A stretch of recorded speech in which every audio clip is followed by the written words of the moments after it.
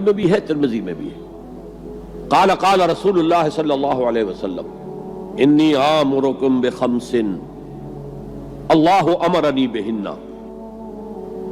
یہ ایک روایت میں اضافی الفاظ ہیں، اللہ امرنی بہن، دوسری میں نہیں ہے۔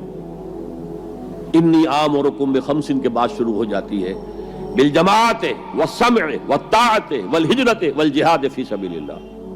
مسلمانوں میں تمہیں 5 باتوں کا حکم دے رہا ہوں، اور یہ حکم اللہ نے مجھے دیا ہے، حالانکہ آپ کو بھی حکم دینے کا اختیار ہے، لیکن آپ نے تاکید کے لیے کہا، میں اپنی طرف سے نہیں کہہ رہا، میں پہنچا رہا ہوں۔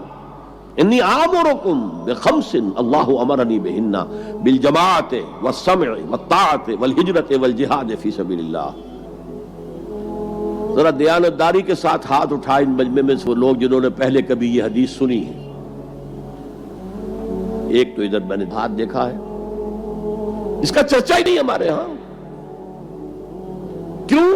یہ اس لیول سے متعلق ہے جس لیول پہ ہم سوچتے ہی نہیں۔ اقامت دین کی جدوجہد، نظام کو بدلنے کی جدوجہد، یہ ہمارے ذہن سے خارج، ہمارے تصور دین سے خارج۔ دیکھیے وہ جو ہے بنی الاسلام علی خمس، اس میں امر نہیں ہے، یہ خبر ہے صرف۔ اسلام کی بنیاد 5 چیزوں پر قائم ہے: شہادت اللہ الہ الا اللہ وان محمد رسول اللہ، واقام الصلاۃ وایتاء الزکوٰۃ وصوم رمضان وحج البیت من استطاع الیہ سبیلا۔ یہ حدیث کس کو نہیں معلوم؟ وطن یاد نہ ہو یہ بات دوسری ہے، کس کو نہیں معلوم 5 ارکان اسلام حضور نے بتائے ہیں؟ حالانکہ وہاں یہ ہے میں تمہیں حکم دے رہا ہوں، اور چرچا ہی نہیں ہے ہمارے یہاں۔ جس گاؤں جانا نہیں اس کا راستہ کیا پوچھنا، جو کام ہم نے کرنا ہی نہیں، اس کے جو لوازم ہیں ان کے تذکرے کی کیا ضرورت ہے؟ یہ ہے ہمارا اس وقت کا عام مسلمانوں کا تصور۔ زیادہ سے زیادہ یہ کہ دین کو پھیلاؤ، پہنچاؤ، کتابوں سے، رسالوں سے، ویڈیو سے، آڈیو سے، مواعظ سے، درس قرآن سے، ترجمہ قرآن سے، یا تو یہ کہ اپنی ذاتی نیکی کا تصور ہے، اور یا پھر اس سے اوپر صرف یہ دعوت و تبلیغ۔ اس سے اوپر کی تیسری منزل جسے اقامت دین کہا جائے، جو خصوصی الفاظ حضور کے لیے 3 مرتبہ قرآن میں آئے: هو الذی ارسل رسولہ بالہدی ودین الحق لیظہرہ علی الدین کلہ۔ کسی اور نبی کے لیے 1 دفعہ بھی نہیں آئے، حضور کے لیے 3 دفعہ آئے۔ سورہ توبہ، سورہ فتح، سورہ صف۔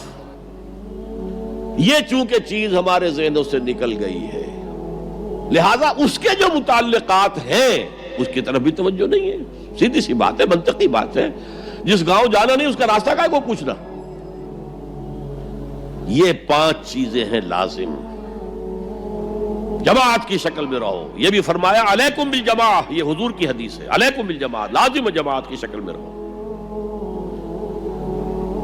اور حضرت عمر کا قول ہے، اور آپ کو معلوم ہے کہ صحابی کا قول بھی حدیث کہلاتا ہے۔ حضرت عمر فرماتے لا اسلام الا بالجماع ولا جماع الا بالامارہ ولا امارہ الا بالاطاعہ۔ کوئی اسلام بغیر جماعت کے نہیں، کوئی جماعت بغیر عمارت کے نہیں، اور کوئی عمارت بے فائدہ ہے اگر اس کی اطاعت نہ ہو۔ تو پہلا حکم بالجماع والسمع، اور سنو۔ سننے کے لیے وابستہ رہنا ہوگا، وابستہ رہ شجر سے امید بہار رکھ۔ اب یہ نہیں ہو سکتا تھا کہ حضور پر کوئی بات آئی ہے تو آپ خود ہر ایک کے گھر جا جا کے اس کو پہنچائیں۔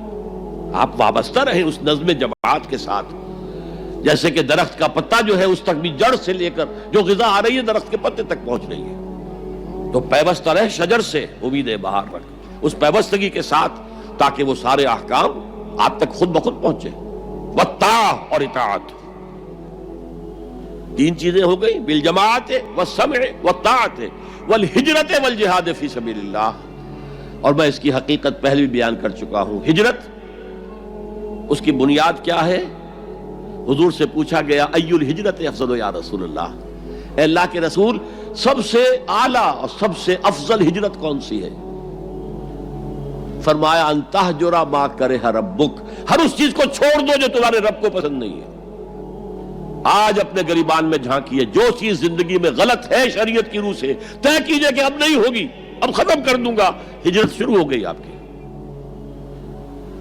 ان تہجر ما کرہ ربک، ہر اس چیز کو ترک کر دو، چھوڑ دو جو تمہارے رب کو پسند نہیں۔ اور آخری ہجرت تو آئے گی وہ اقامت دین کے آخری مرحلے میں، جب اقدام ہوگا، جب نظام کو چیلنج کیا جائے گا، پھر جو ہجرت ہوگی وہ فرض ہجرت ہوتی ہے۔ مدینے کی ہجرت فرض تھی، ہجرت حبشہ فرض نہیں تھی۔ وہ تو جن لوگوں کی ہمت جواب دے رہی تھی اور جو پرسیکیوشن ہو رہی تھی اور جو تشدد ہو رہا تھا اس کو برداشت نہیں کر پا رہے تھے، انہیں اجازت دے دی گئی کہ ٹھیک ہے چلے جاؤ، حبشہ کی طرف ہجرت کر جاؤ۔ مدینے کی ہجرت فرض تھی۔ اگر کوئی ہجرت نہیں کر رہا، ما لکم من ولایتہم من شیء حتی یہاجروا، تو اے مسلمانوں تمہارا ان سے کوئی تعلق نہیں ہے جب تک کہ وہ ہجرت نہ کرے۔ بلکہ سورہ نساء میں اس کو بھی ایک طرح کا نفاق قرار دیا گیا۔ تو وہ ہجرت بڑی ہجرت ہے، گھر بار چھوڑ کر، اور مکے والے جو گئے تھے چھوڑ کر، وہ قریش کے بھیڑیوں کے رحم و کرم پر چھوڑ کر گئے تھے اپنے گھر والوں کو، اور ان کا سارا گھر کا سامان لوٹا گیا تھا، اور اس سارے سامان سے وہ کیپٹل فراہم کیا گیا تھا جس کو لے کر ابو سفیان کا قافلہ گیا تھا شام کی طرف، جس کا حضور نے پیچھا کیا تھا لیکن وہ نکل گیا تھا۔ جب وہ واپس آ رہا تھا تب حضور نے پھر اس کو کنفرنٹ کرنے کے لیے مدینے سے باہر نکل کر پروگرام بنایا، لیکن وہ اللہ کو کچھ اور منظور تھا، ادھر سے لشکر آ گیا اور جنگ ہو گئی، جنگ بدر ہو گئی۔ تو ہجرت کیا ہے؟ شروع سے ہجرت کیا ہے؟ ان تہجر ما کرہ ربک، اور سب سے اوپر کیا ہے؟ گھر بار، اپنے آباء و اجداد کی وطن جہاں آپ کے آباء و اجداد دفن ہے، چھوڑو، جاؤ، اور جاؤ وہاں جہاں پوری طاقت مرکوز ہو جائے تاکہ آپ نظام باطل کو چیلنج کرنے کے لیے ساری طاقت ایک جگہ جمع کر سکیں۔ اور جہاد پوچھا گیا ای الجہاد افضل یا رسول اللہ، سب سے افضل جہاد کون سا ہے اللہ کے رسول؟ فرمایا ان تجاہد نفسک فی طاعت اللہ، کہ اپنے نفس کے خلاف جہاد کرو، اسے اللہ کا مطیع بناؤ۔